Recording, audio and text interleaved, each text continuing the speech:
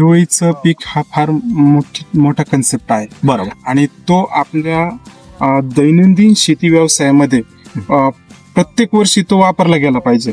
बरोबर. अगदी म्हणजे तुम्हाला वाटतं की जमिनीला विश्रांती द्यावी, तर विश्रांतीच्या माध्यमातून सुद्धा तुम्ही हिरवळीचं पीक घेऊन 1.25 ते 1.5 महिन्यामध्ये ते उगवून 50% फुलोऱ्याच्या अवस्थेमध्ये तुम्ही जर ते जमिनीमध्ये गाडलं, अच्छा. तर तुमच्या जमिनीमध्ये मोठ्या प्रमाणात सेंद्रिय घटकाचं प्रमाण वाढण्यास सुरुवात होते. बरोबर. हा महत्वाचा मुद्दा आहे.